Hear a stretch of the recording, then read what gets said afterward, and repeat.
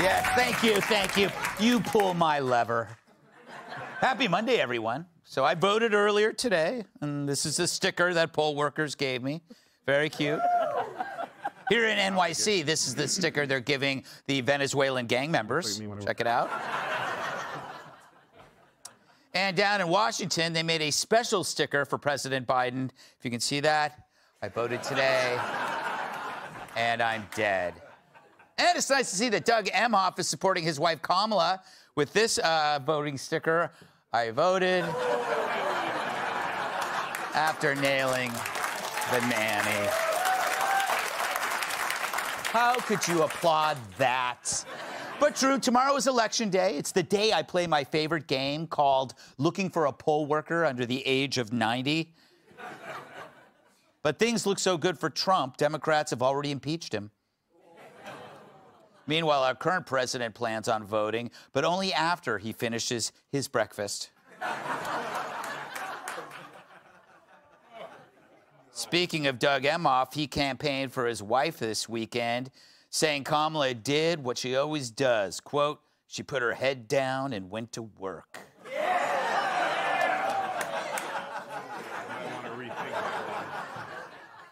And that's exactly what we need in the Oval Office, said one man.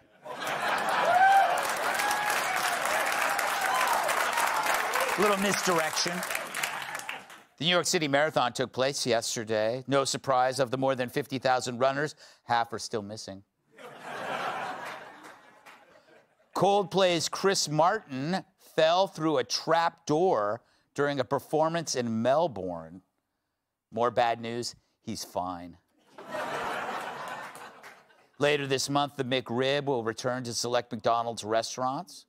And that's the power of prayer, said one man. And a new handheld device may soon cure insomnia by turning off your mind. I think we have a picture of it here. All right. Why not? I'm off for 2 days, rip 'em. So one of the key differences between the left and right is one side's willingness to leave you alone. Sure, all politicians want power, but clearly one kind is more invasive than the other. So meet public enemy number one, Peanut the squirrel. Apparently the most sinister rodent since Adam Schiff. Or he was, until the state of New York decided he had to go. His crimes seem to have been something to do with living indoors, unlike half of New York City. I guess if he had a tent and smoked meth, he'd still be with us. But last week, agents from the New York State Department of Environmental Conservation unleashed a 5-hour raid on the home of Peanut's owner, Mark Longo, and took Peanut into custody. 5 hours. Probably took that long to put on the little handcuffs. But thanks to a full 10 agents prepared for heavy resistance, Peanut was apprehended with minimal injury. They must have spent the full 5 hours patting down his nuts. But for these brave agents of New York's environmental conservation, this was their bin Laden. Clearly, Peanut had to go, a rodent Nazi, a nutsy, if you will. Because in New York, they don't want squirrels taking your nuts, just the pediatricians. Now, Peanut had a co-conspirator, Fred the raccoon. Obviously a criminal because he was always wearing that mask. Fred was also removed in the raid and, like Peanut, executed. No trial, no jury, no due process, nothing. It's as if they were at the Capitol on January 6th. Maybe they were the ones who crapped on Pelosi's desk. Now, the state claims they had to euthanize both animals so that they could be tested for rabies after Peanut bit one of the officials. Yes, a bite that occurred during the raid, meaning the state claims they solved the problem that they themselves caused. They raided a house, antagonized a terrified squirrel, and when it bit them, put it down. Case closed. The city is now safe from one adorable rodent. As for the owner, he and his wife think someone ratted them out. Turns out they have an OnlyFans page where they post porn, and that page helped them rake in hundreds of thousands of dollars, which they used to buy their 350-acre property. Now, as a New York State resident, I can't tell you how much I appreciate the state's commitment to my safety. You know, I was starting to think that with all this crime and homelessness and migrant chaos, things were going in the wrong direction. But now, thank God, we're back to law and order, first with the squirrels. Now, the joke about priorities is obvious, but the process itself isn't. Big government, by its nature, only sees itself as growing bigger. And as it grows, so does its intrusiveness. But as they wish to control every aspect of your life, they forego the basics they were initially designed to cover: crime, sanitation, homelessness, only instead to focus on stupid like your pets, your lemonade stands, your pronouns. And why? Well, what is government made of? Bureaucrats, the robots who feather their nest by doing exactly what they're told. Think about it. Did anyone during this raid just stop at any point and say, hey, wait a minute, this is stupid. This is crazy. This is nuts. Or was the whole thing just on automatic? As the old saying goes, just following orders. You know, we worry about the non-conscious thinking of artificial intelligence. Once it starts, you can't stop it. But meter maids, civil servants, and state environmental control officers are already there. And they're worse. They're just following the Democrat policy with the power of judge, jury, and executioner. Fact is, most people are not political until politics enters their lives. You could be completely disinterested in the whole thing, and then the government shows up to tell you that your kid's gender is fungible and your pets are expendable. It's like parents who never gave a about anything more than homework and soccer practice until COVID showed up. And then they attended a school board meeting and realized the maniacs are in charge. Maybe we ought to thank China for inventing a virus that acted more like smelling salts for us and woke the average citizen the up. Now, I'm not saying Peanut's death just flipped New York, but you want to red pill America, raid their homes, and murder their pets. Let's welcome tonight's guest. He looks so young, he gets fan mail from P. Diddy, host of The Guy Benson Show, Guy Benson.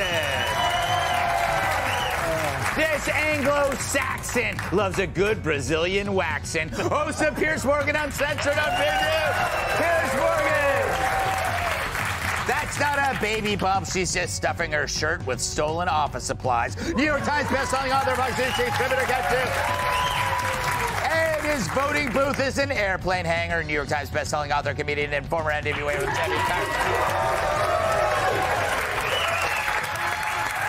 Darius, I'm going to you first because out of everybody here, probably in this studio, you own more pets? No, I don't, Greg. That's not true. Okay. I don't own any animals, Greg. Oh, okay.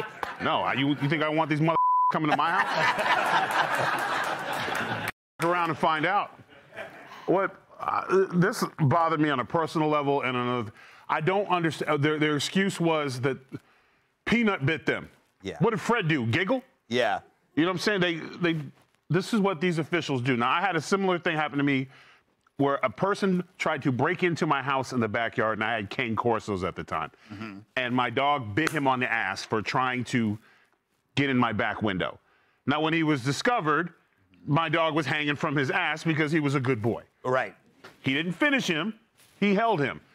They came in and took my dogs. I cooperated with them, and I said, please, keep them two together. They've never been apart. They're like, no problem, no problem. I had to go to court to get my dogs, and the judge said they were just protecting their home. You can pick your dogs up. When I went to pick them up, they euthanized them because they tried to separate them, and the big one got aggressive.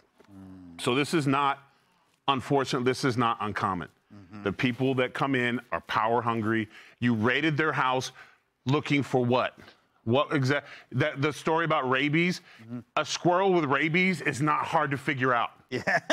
They got a little frothy mouth. Well, they look a lot like Hunter Biden when you have to crack. They're aggressive, and no owner would be holding them. Right. They don't do tricks. Yeah. So it's a terrible thing. And you know what? It did wake a lot of people up. And it could flip. So if you're on the ropes, if you're not sure, and you want to get on the right team, if you don't want to vote because Tyrus told you to, which you shouldn't anyways, or a celebrity, do it for Peanut and Fred. Do it for Peanut and Fred! Do it for Peanut and Fred! Their names will not go silently into the night. Guy, this is a great moment where a lot of people who weren't thinking about government now realize how evil government can be. Yeah, so two things. Number one, I was unaware until yesterday of this OnlyFans angle. Yes. From the squirrel's dad. So I'm a journalist, Greg, so I did look into it. And I can confirm that that is a thing. So I just wanted to make sure there was a fact check there. Secondly, with all respect to our resident libertarian, libertarians are often very annoying. However, they are often right about a lot of things. And I feel like the libertarian movement should almost like nominate like a dead squirrel as their next presidential nominee just to draw attention to what happened to Peanut, because it is the most cartoonish, disgusting abuse of government that shows all the wrong priorities, and it's so easy for people to understand.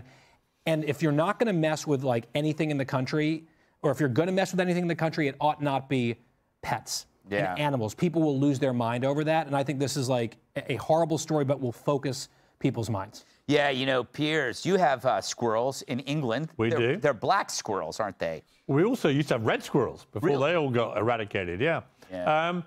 Something about this story is just utterly disgusting, isn't it? Yeah.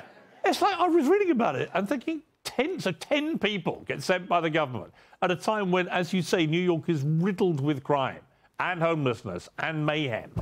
And 10 of them can spend 5 hours of their day coming after a squirrel and a raccoon. Yes. And the rabies line, only one set of people, seems to me, were behaving like foaming at the mouth rabid animals. And it wasn't the raccoon and the squirrel. It was the people that had been sent by the government, foaming, furious, vengeful, murderous, to eradicate the scourge of this famous little squirrel and his raccoon mate. You almost, if you were making this up, it would be funny, but it's true. And this couple have lost their beloved pets. Remember why they took on this squirrel. Because I didn't know the story, and I looked into it. So the squirrel's mother died, and this guy saw this happen, and he took the little baby squirrel in, right? He took in the little baby squirrel. And then he has to have it wrenched away by his own government and murdered. It is disgusting. Wow, Kat, this is becoming an incredibly powerful segment. Yeah, I can't even think about Peanut because it makes me too upset. Yeah, do you know that some people, like I have friends that could not talk about this? It's a real, no, I have a feral animal lives in my house. It just happens to be a cat. Yeah. But it's found on the street, same thing. Yeah. But I really did like your larger point about how it's just people who just like, oh, the pet's the policy. Yeah. You know, we gotta follow the rules at the policy. It's not, this happens in government every single day. This is what government does. This is what it is. And libertarians are right a lot of the time for that reason. Happened to me this weekend at the airport. I was groped like ridiculously by the TSA because I'm on crutches, and so I'm on a wheelchair through the airport, and I couldn't, it's got metal, so I couldn't go through, so they had to grope me. And they're rubbing my stomach for like 30 seconds. I'm like, it's a baby, right? And then they are rubbing each of my legs, they're rubbing my butt like repeatedly, and I'm like, I said, you and I both know I'm not gonna do a terrorism here. I did say that. So then they brought the manager over. So then, but I looked at the manager, I said, he's like, you're keeping everybody safe. I'm like, you don't even believe that. But they kept saying to me, it's the policy. It's the policy. It's the policy that we need to touch your crotch as a pregnant woman with a broken hip. Like, it's the policy that we have to kill your pet that's loved you for 7 years. It's the policy. He shouldn't have been living inside. That's the biggest problem, that he was living inside.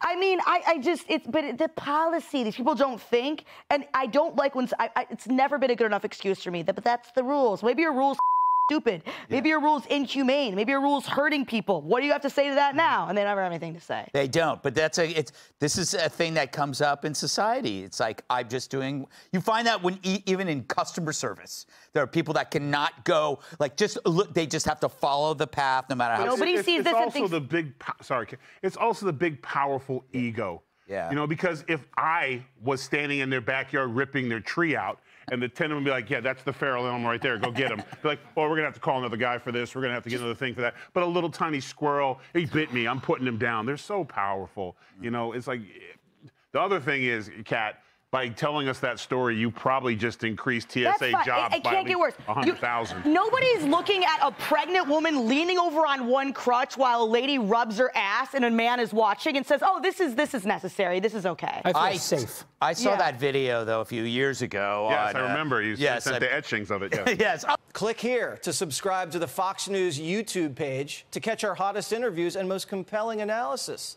You won't get it anywhere else.